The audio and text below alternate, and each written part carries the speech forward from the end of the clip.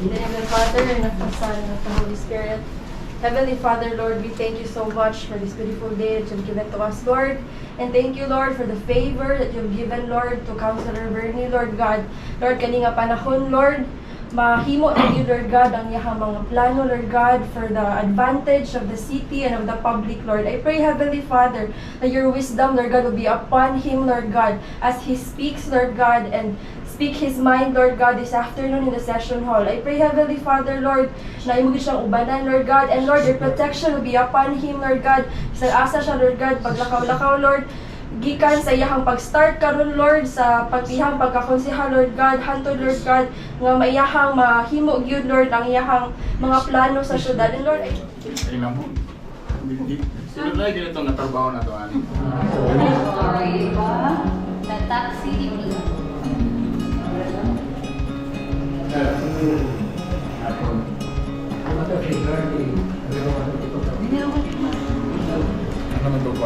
Right.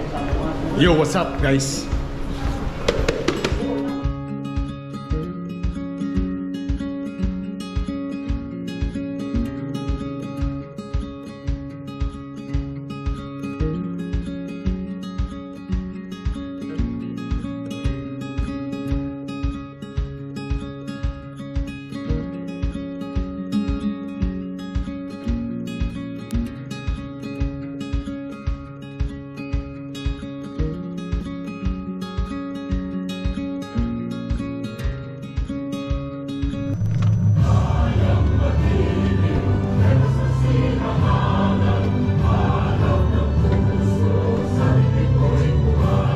What we're talking right now, again, diri nakasalalay ang atong pagbuhat og balaod para sa dakbayan sa Cagayan de Oro City.